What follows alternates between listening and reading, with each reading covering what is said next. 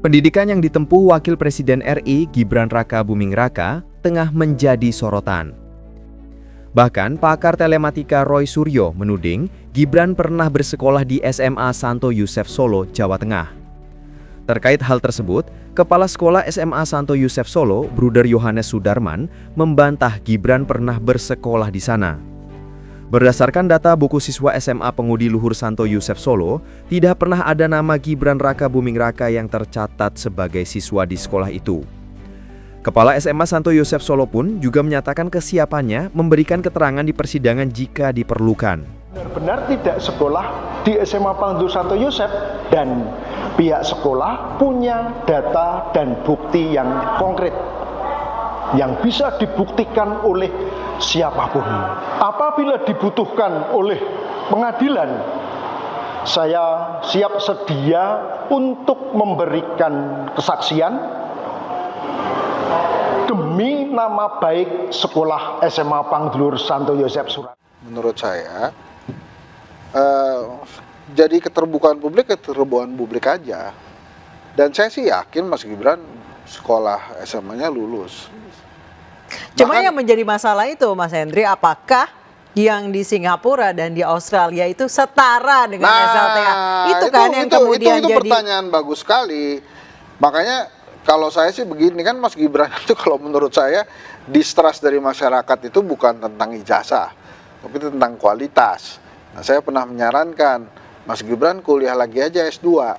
Di mana? Di Paramadina lah, biar saya yang ngajar. Nanti saya yang belain gitu. Mas Gibran kuliah kok S2. Tapi administrasinya silakan Mas Gibran urus sendiri. Kan kalau S2 kan masih ada S1-nya. Gitu. Jadi silakan diurus. Jadi mau saya gini loh, ya ampun ini bangsa masih ngurusin tentang ijazah wapresnya, ijazah mantan presiden. Ini gara-gara apa? Ya emang gara-gara tapi kata nggak mau Pak Jokowi dibuka aja. karena bertahan segitu lama, nafasnya panjang, ada orang besar. Gini loh, ini kan sebetulnya yang ngebingungkan banyak hal gitu. Kenapa kemudian nggak dibuka aja? Kan berapa orang sih yang kayak Henry Satrio yang terserah UGM lah, UGM bilang asli asli lah. Atau misalnya nanti kita tanya, bukan Henry aja nih, gue juga setuju kalau sudah institusinya membuka ya, mengatakan gue yang nerbitin nih. Nah makanya itu ntar kita tanya aja sekolahnya Mas Gibran di mana, di Sydney. Nah, tanya aja sekolahnya nggak sini. ada sekolahnya itu di Orchard. Oh, di Orchard di mana itu? Di Singapura. Oh, di Orchard Singapura. Ya, secondary schoolnya di sana. Itu bukan ya nama kan? jalan. Oh, nama sekolahnya Orchard. Orchard Singapura, ya ditanya aja Orchard Singapura ada apa enggak. Iya, terus kemudian tinggal diliatin ini setara atau tidak. Kalau nggak setara, udah dia lulus dari situ 2007. Ya, terus dia masuk namanya MDIS. Dia lulus Manajemen SMP Development. Tahun berapa? SMP 1 di Surakarta tuh. SMP 1 Surakarta saya lupa. Kurangin aja dah 3 tahun dari situ. Belum tentu, Bro. Bener, ada ijazah untuk SMP udah. Iya. Jadi dibawa oleh Pak Jokowi ke Singapura, masuklah di SMA di Singapura ya. Di SMA Singapura ya, itu peraturan itu 4 sampai 5 tahun, Bro. Kenapa baru sekolah lulus di Singapura, Bro? Beliau mengatakan untuk dia mandiri. Untuk itu.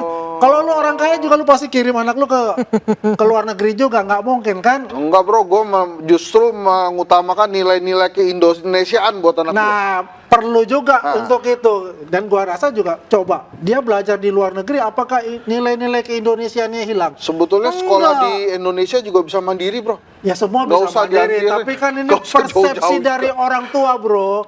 Kalau orang tua ini pikir ini akan lebih mandiri dan mempunyai jaringan internasional, itu sah-sah saja. Nah, tapi boleh juga tuh nanti sekolah di Singapura itu ngomong kan Mas Gibran menerus di sini gitu.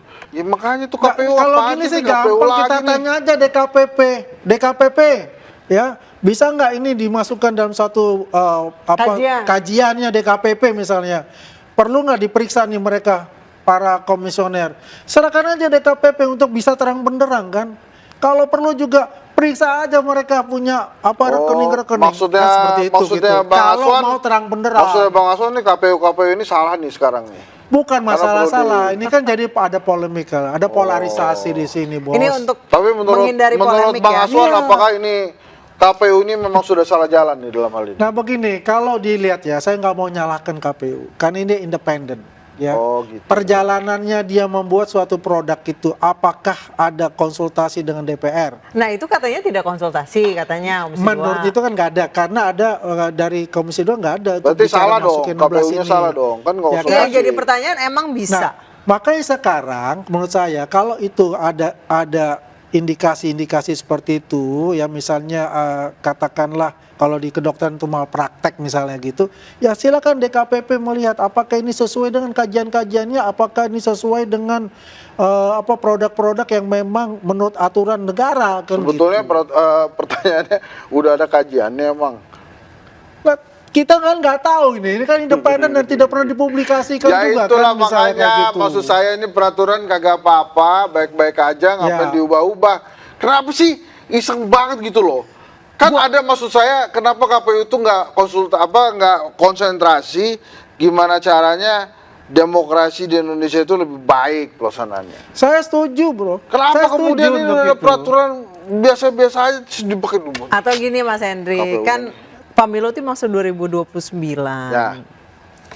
Supaya kelihatan lagi namanya. Ya makanya kan pengen eksis kan. Ke podcast saya aja lah. Nanti saya wawancara eksis dah. Nggak mau saya ini gini ya, udah deh. Mau saya ini tolong KPU punya kewajiban untuk menjelaskan ini karena ini serius. Mas Hendri mungkin maksudnya karena pemilu masih lama, KPU ingin memunculkan diri. Namun ternyata movementnya salah gitu. Ya salah banget itu, enggak, makanya pertanyaan saya itu tadi kenapa kemudian mesti diubah-ubah? Kan kasihan KPU-nya, kan mereka bisa diganti sebelum pemilihan umum 2029, kan? iya. Kan ada peraturan loh ya, KPKP 2008, terus dirubah lagi ada PKPU 2022. Ada loh, ya. Cuma nggak tahu ini apa isinya kan. Nah, terus muncul yang 16 poin itu yang membuat masyarakat juga mungkin ya terkaget-kaget kok Gini ada loh, itu. mau saya Afifuddin dan teman-temannya memang komisioner KPU. Cuma kan nggak selamanya. Yang selamanya itu kan lembaga KPU-nya mungkin ya.